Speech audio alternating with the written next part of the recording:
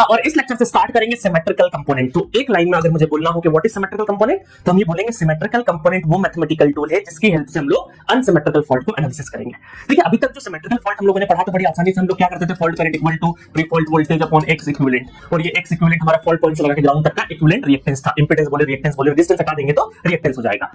तो ये कैलकुलेट करना बड़ा आसान था क्योंकि एक ही क्वांटिटी थी। तो अब आप बोलोगे सर अभी तक तो आपने बोला ही नहीं कहीं पर भी पॉजिटिव पॉजिटिव, तो मैं आपको बोलना चाहूंगा कि अब जो भी नॉर्मली हमारे नेटवर्क थ्योरी हो या किसी और सब्जेक्ट में रेजिस्टेंस, इंपेडेंस, रिएक्टेंस जो भी एग्जिस्ट करते हो सब बाय डिफॉल्ट पॉजिटिव है, ठीक है। बट क्या होगा जब हम अनसिमेट्रिकल फॉल्ट पढ़ेंगे ना, तो अनसिमेट्रिकल फॉल्ट में सिर्फ एक रिएक्टेंस नहीं रहेगा, वहां पे अलग अलग रिएक्टेंसेस रहेंगे, है ना। और जैसे कि मैं नाम ले लेता हूं क्योंकि क्रैश कोर्स है, फुल कोर्स में शुरुआत में नाम नहीं लेता हूं, बट अभी क्रैश कोर्स है तो अभी आप सब लोग लगभग पावर सिस्टम पढ़ के बैठे हो, इस वजह से मैं बता दूं कि positive, negative, zero sequence reactances, impedance जो भी बोलना चाहे वो सबके सब रहेंगे। और इसकी जो उलझन है ना, जो अलग अलग थ्री कंपोनेंट में क्यों डिनोट कर रहे हैं, ये किसने पहली बार इन्वेंट किया, सीएल फोर्टेस्क्यू 1918 में अमेरिकन साइंटिस्ट है, इन्होंने इजाद किया और उनके नाम पे फोर्टेस्क्यू थ्योरम एक बनी। इस थ्योरम को मैंने फुल कोर्स में बहुत ही डिटेल वर्जन में समझाया, बट शॉर्ट समरी अगर मैं बताऊं तो इन्होंने क्या बोला कि अगर कोई भी अनबैलेंस्ड फेजर है, जितने भी कोई भी अनबैलेंस्ड मतलब n नंबर ऑफ अनबैलेंस्ड अगर फेजर्स है तो उनको मैं रिजॉल्व कर सकता हूं n number of balanced phasor में।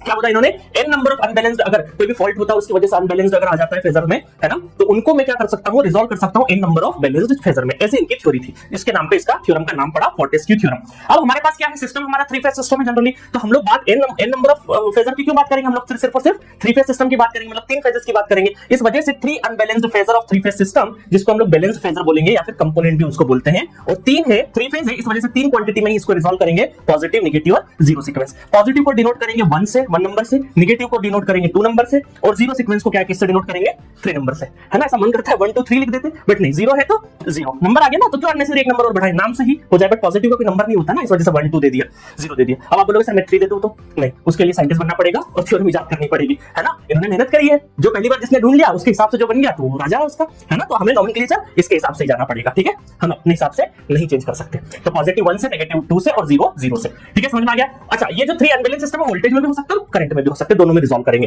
बाकी मैं बहुत डिटेल वर्जन में भी नहीं बता रहा हूं क्योंकि थ्योरम का स्टेटमेंट वगैरह सब मैंने फुल कोर्स में पढ़ाया है। चलो नेक्स्ट क्या है, मैंने पूरा का पूरा सीक्वेंस कंपोनेंट जो है, नॉट सीक्वेंस कंपोनेंट सॉरी, ये जो हमारा सिमेट्रिकल कंपोनेंट है, सिमेट्रिकल कंपोनेंट को मैंने इस तरीके से फुल कोर्स में डील किया है। नंबर 1 मैंने क्या पढ़ाया, फंडामेंटल ऑफ सिमेट्रिकल कंपोनेंट पढ़ाया, सेकंड क्या पढ़ाया, सीक्वेंस इंपेडेंसेस पढ़ाया, थर्ड क्या पढ़ाया, sequence network of unloaded synchronous machine, और फोर्थ नंबर पे जीरो सीक्वेंस नेटवर्क हम लोगों ने तीनों के लिए देखा, लोड के लिए भी देखा, जनरेटर के लिए भी देखा, ट्रांसफार्मर के लिए भी देखा, ठीक है। तो इस तरीके से हम लोगों ने क्या किया, 4 हिस्सों में इस सिमेट्रिकल कंपोनेंट को एनालिसिस किया हम लोगों ने, ठीक है। चलो आगे बढ़ते हैं 1 बाय 1। तो मैं इस क्रैश कोर्स में भी क्या करूंगा, चारों पॉइंट को बहुत ही जल्दी कॉम्पैक्ट वर्जन में आपके सामने पेश कर देता हूं। तो पहला है मेरा फंडामेंटल ऑफ सिमेट्रिकल कंपोनेंट।